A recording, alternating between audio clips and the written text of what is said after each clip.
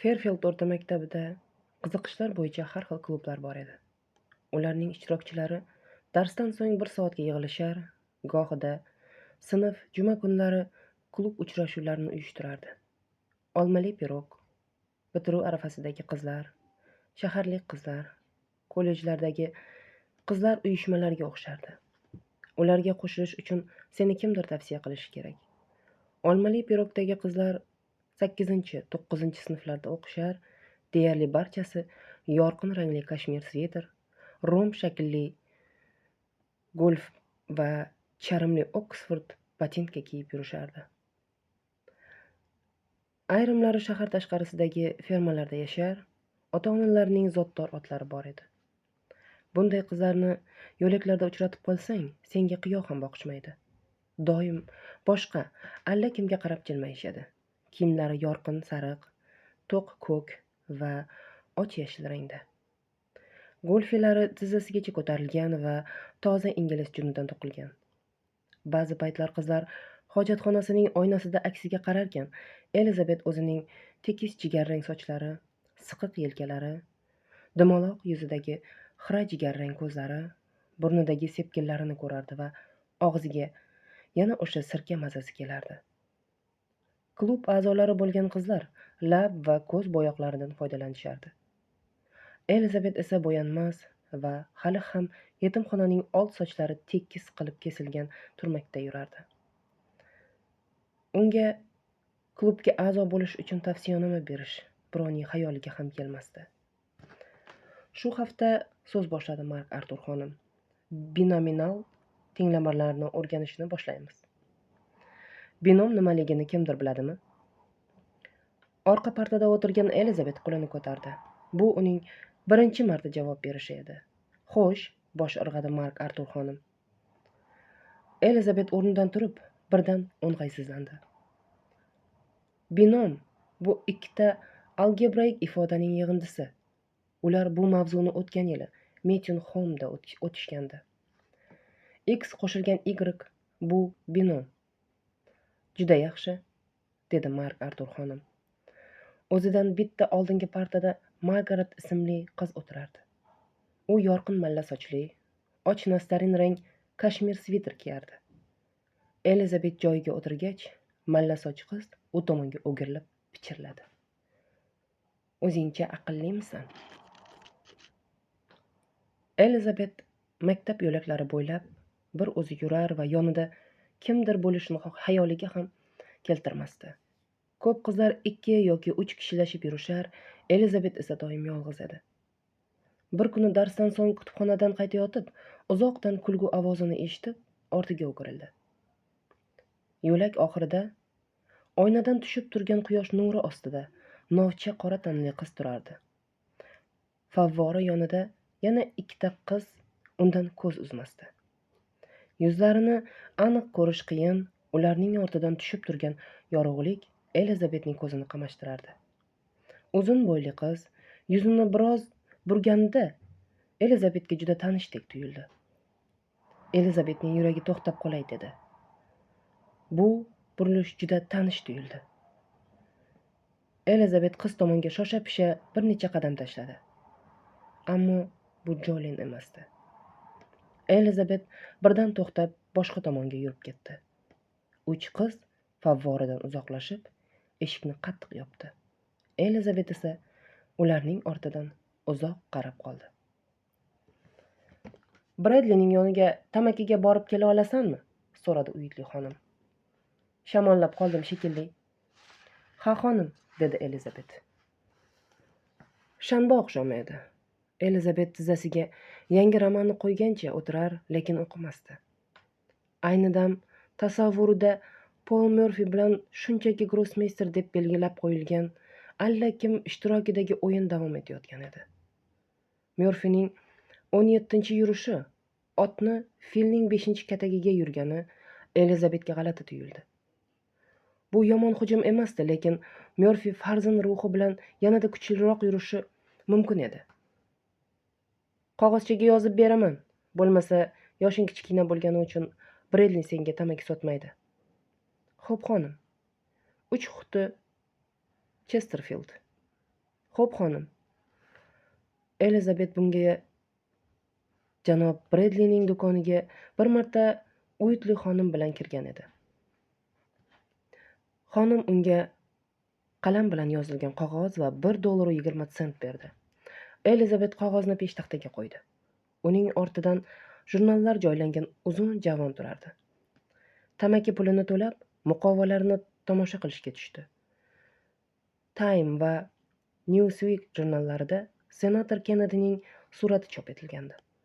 U prezidentlikka nomzodini qo'ygan, lekin katolik bo'lgani uchun yutib chiqishi dargumon edi. Do'konda bir qator ayollar jurnallari bor edi. Ularning muqovalarida Margaret, Sue Ann va olmali pirogdagi boshqa qizlarga o'xshaydigan qizlar tasviri bor edi. Sochlari yaltirab, bo'liq lablari qizil bo'yoqdan alvonlanib turardi. Endi ketmoqchi bo'lib turganida ko'z qiri bilan qiziq narsani ko'rib qoldi. O'ng burchakdagi eng past qatorda suratkashlik san'ati, yozgi hordiq chiqarish va qiziqishlarga bag'ishlanganlar orasida muqovasida shaxmat taxtasi bor jurnal turardi.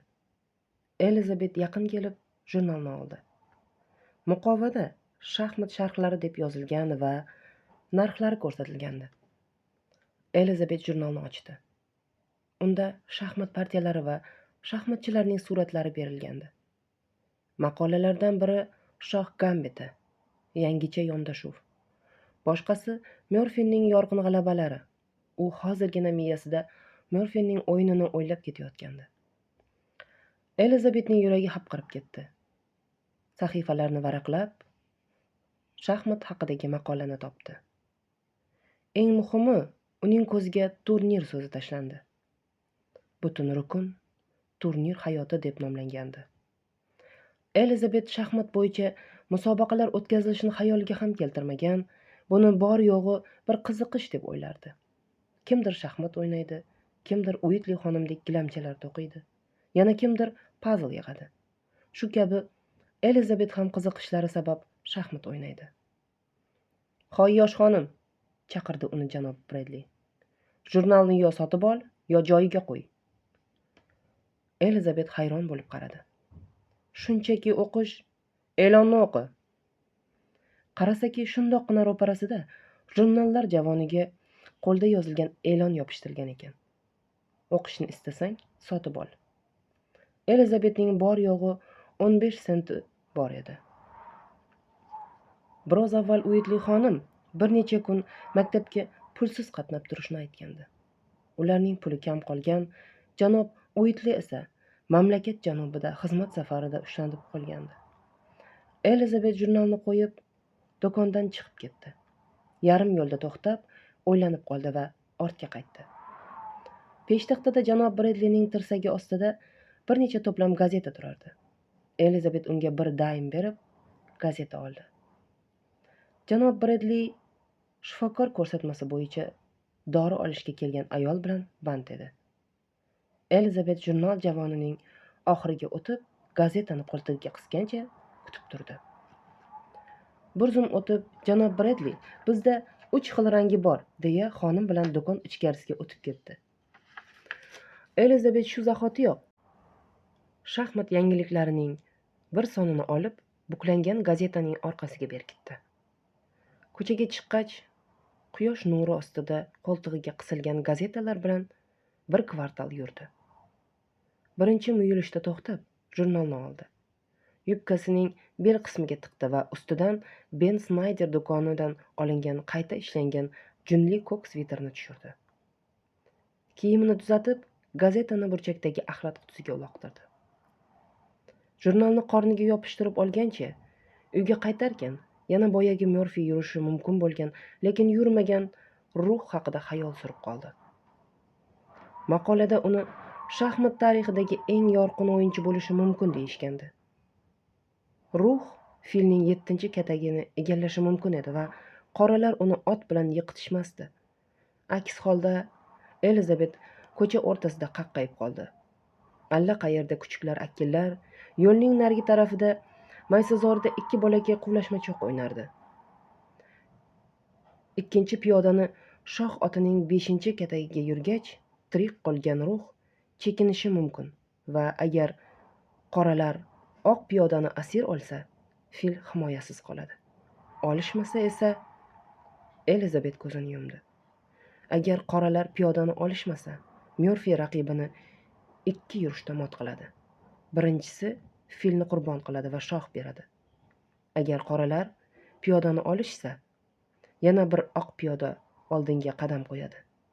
Fil esa boshqa tomonga yuradi va qoralar hech nima qila olmay qolishadi. Xuddi shunday. Maydonchadagi bolalardan biri yig'lay boshladi. Qoralarning qo'lida hech narsa kelmasdi. O'yin ko'pi bilan 29-yurishda tugardi. Kitobdagi partiyada esa Pol Murphyga yutish uchun 36 yurish ketdi. U ruhning imkoniyatlarini ilg'amadi. Elizabet esa ko'ra oldi. Musaffo moviy osmonda quyosh charaqlab turardi.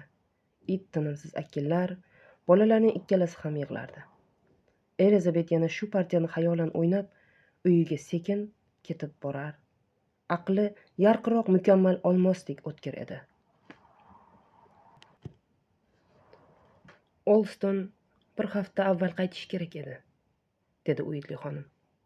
U karavotida qo'lida krossvord va boshqotirmalar jurnali bilan o'tirardi. Qarshisidagi javonda ovozi o'chirib qo'yilgan televizor yoniq turardi. Elizabet unga oshxonadan qahva tayyorlab keldi. Uitli xonim pushti ipak ko'ylak kiygan, yuziga qalin upa tortgandi. U yana uzoq qoladimi? So'radi Elizabet. Aslida qizning suhbatni davom ettirish xohishi yo'q edi. Shaxmat yangiliklariga tezroq qaytgisi kelayotgan bo'lsa ham, Uitli xonimga hamdard bo'lish kerakligini tushunib turardi. Olston ushlanib qolishga majbur bo'ldi, xo'rsindi Uitli xonim. Elizabet bosh irg'ab qo'ydi. Men ish qidirib ko'rmoqchiman, dedi u. Darslardan keyin. Uitli xonim ko'zlarini pirpiratdi. Ish? Men do'konda ishlashim yoki biror joyda idish-tovoq yuvishim mumkin. Uitli xonim unga uzoq tikilib qoldi. 13 yoshda-ya? Nihoyat tilga kirdi xonim. Ro'molchasini olib, burnini qoqdi. Menimcha seni bu yerda och qoldirmayapmiz. O'zim ishlab pul topmoqchiman. Kiyim-kechaklar uchunmi? Elizabet javob bermadi. Sening yoshingda faqat rangli qizlar ishlashadi. U rangli so'zini shunday aytdiki, Elizabet bu mavzuda boshqa gaplashgisi kelmay qoldi. Qo'shma Shtatlar shaxmat federatsiyasiga a'zo bo'lish uchun $6 kerak. Shaxmat yangiliklari jurnaliga obuna bo'lish uchun yana $4. Pul Elizabetga yana bir muhim narsa uchun juda zarur edi. Qiz gazetadan shunday e'lonni o'qigan edi. Kentukki shtati chempionati. Shukrona kunidan keyingi hafta oxirida. Henry Clay nomidagi yuqori maktab Langston. Uning ostida esa sovrin $185. Ishtirok uchun boj $5. Faqat Qo'shma Shtatlar shaxmat federatsiyasi a'zolari uchun. Federatsiyaga a'zo bo'lish uchun 6 turnirda qatnashish uchun $5.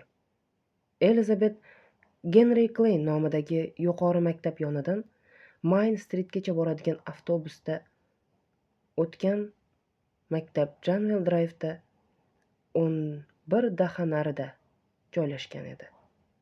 Shukrona kunigacha esa yana 6 hafta bor. Elizabet o'sha kuni hammasini o'qib chiqqan va shukrona kunigacha kerakli mablag'ni topish kerak edi. Teoremani kim to'g'ri ta'riflay oladi? So'radi MakArtur xonim. Elizabet qo'lini ko'tardi. Elizabet. U o'rnidan turdi. To'g'ri to'rtburchakli uchburchak katetlari kvadratlarining yig'indisi gipotenuzaning kvadratiga teng.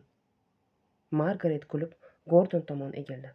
U o'zidan oldingi partada o'tirar va ko'pincha parta ostidan uning qo'llarini ushlardi.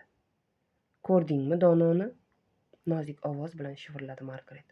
Gordon kuldi. Elizabet oynadan kuzgi barglarga razm soldi. Pullar qayerga ketyapti, tushunolmayman, dedi Uitli xonim. Bu oyda arzimagan xaridlar qildim.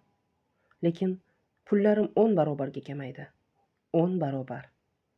U o'zini chit bilan qoplagan kursiga tashladi va ko'zlarini katta ochib, xuddi jallodning xanjari tushishini kutayotgandek shiftga termilib qoldi. Elektr telefon to'lovlarini to'ladim. Eng arzon mahsulotlarni oldim. Ertalabki qahvani sutsiz ichdim. O'zim uchun hech narsa sotib olmadim. Kinoga bormadim. Birinchi uslubiy cherkovga, xayriya bozoriga ham bormadim va menda bor yo'g'i $7 qoldi. Hech yo'q $20 qolishi kerak edi. U oldindagi stolga hamyonidan qidirib topgan g'ijim dollarlarni tashladi. Bu oktyabr oxirigacha qolgan bor pulimiz. Tovuq bo'yinlari va suliga ham zo'rg'a yetadi. Metyun Holmes sizga chek jo'natmadimi? So'radi Elizabet. Uitli xonim shiftdan ko'zini uzib qizga qaradi va bosiq ovoz bilan dedi. Faqat birinchi yil uchun. Senga qilingan xarajatdan keyin bu pulga nimayam qolardi. Elizabet bu yolg'onligini bilardi. Chek $70 yozilgandi. Uitli xonim o'zi uchun buncha ko'p pul sarflamagani aniq. Birinchi sanagacha amallab yetib olish uchun bizga $20 kerak, dedi Uitli xonim. Mendagi pul esa $13 ga kam. U yana shiftga qaradi va birdan nigohini Elizabetga qaratdi. Xarajatlarni yozib borish kerak edi. Balki gap pulning qadrsizlanishidadir. Elizabet buni bekorga aytmadi. U shaxmat federatsiyasiga a'zo bo'lish uchun $6 olib turgandi. Bo'lishi mumkin, dedi Uitli xonim biroz yumshab. Elizabetga musobaqada qatnashish uchun yana $5 kerak edi. Uitli xonim pulsizlik muammosidan yozg'irishidan bir kun oldin Elizabet daftaridan janob Sheybelga xat yozgandi. Xat quyidagicha mazmunda edi. Qadrli janob Sheybel, bu yerda shaxmat musobaqasi bo'ladi. Birinchi sovrin puli $100, ikkinchisi $50. Boshqa sovrinlar ham bor. Ro'yxatdan o'tish uchun boj $5. Mening esa buncha pulim yo'q. Agar siz menga bu pullarni yuborsangiz, sovrindan birini yutish sharti bilan sizga $10 qilib qaytaraman. Samimiyat bilan sizning Elizabet Harmoningiz. Ertasiga ertalab hali Uitli xonim uyg'onmasidan mehmonxonadagi stol ustidan xat jild va marka topib, maktabga ketishdan uni pochta qutisiga tashlab o'tdi. Noyabrda Elizabet Uitli xonimning hamyonidan bildirmasdan yana $1 oldi. Janob Sheybelga xat yuborganiga mana bir hafta o'tdiki, hali javob bo'lmadi. Olgan pulining bir qismiga Elizabet shaxmat yangiliklari va uning yangi sonini sotib oldi. U yerdagi partiyalarni o'rganib, bilimlarini oshirdi. Nashrlarning birida Benjamin Watts ismli yosh grossmeyster g'alaba qozongandi. Aynan ana shu Benni Qo'shma Shtatlar chempioni edi. Uitli xonim tez-tez shamollab qolardi. Mening viruslarga moyilligim bor, yoki ularning menga, dedi u yana betob bo'lib qolganida va Bredlining do'konidan Elizabetga shifokor yozgan dorilar ro'yxatini va o'ziga limonad olishi uchun yana $1 berdi. Elizabet kirganida janob Bredli unga g'alati qaradi, lekin indamadi. Qog'ozni olib, do'konning ichkarisiga kirib ketdi. Elizabet jurnallar javonidan nariroq turishga urindi. Bir oy avval bu yerdan shaxmat yangiliklarining yangi yana bir sonini o'g'irlab olgan edi. Bu son yagona nusxada kelgani uchun janob Bredli buni payqab qolgan bo'lishi mumkin. Sotuvchi ichkariga kirib ketib, qadoqda allaqanday yozuvlari bor dori qutisini olib chiqdi. Peshtaxtaga qo'ydi. Janob Bredli oq qog'oz paketni ochgunicha Elizabet doriga tikilib qoldi. Paketning ichida o'ziga tanish cho'zinchoq yashil dorilar bor edi. Bu mening tinchlantiruvchi dorilarim, tushuntirdi Uitli xonim. Mak Endrus menga asabiylashish mumkin emasligini aytgandi. Mak Endrus kim? So'radi Elizabet. Doktor Mak Endrus, dedi Uitli xonim, dorining qopqog'ini ochishga urinib. Mening shifokorim. U qutidan 2 dori oldi. Menga 1 stakan suv ola kelasanmi, azizam? Ha, xonim, albatta. Elizabet suv olish uchun yuvinish xonasiga kirganida Uitli xonim xo'rsindi. Nega bu dorilarning idishini yarmigacha to'ltirishar ekan-a? Jurnalning noyabr sonida Moskvadagi shaxmat musobaqasida o'ynalgan 22 partiya bor edi. Ishtirokchilarning familiyalari Botvinnik, Petrosyan, Layev xuddi ertak qahramonlarning ismlariga o'xshardi. Ulardan ikkisi suratda taxta uzra egilib turishar, ikkalasining ham sochlari qora. Egnilariga qora kostyum-shim kiyishgan. Shaxmatchilar orasida tomoshabinlar olomon ko'rinib turardi. Yarim finalda Petrosyan va Benkovich o'rtasidagi o'yinda Elizabet Petrosyan yo'l qo'ygan xatoni sezib qoldi. U piyoda bilan hujum qilishni boshlagandi. Bu esa noto'g'ri yurish edi. Izohda qaysidir amerikalik grossmeyster shaxmatchining piyodalar bilan yurishi yaxshi o'ylangan yo'l ekanligini yozgandi. Lekin Elizabet vaziyatga chuqurroq qaradi. Petrosyan qanday qilib bu xatoni qilganligini o'ylab qoldi. Nima uchun amerikalik grossmeyster undagi holatning zaifligini ilg'ay olmadi? Jurnalda yozilishicha, o'yin 5 soat davom etgan.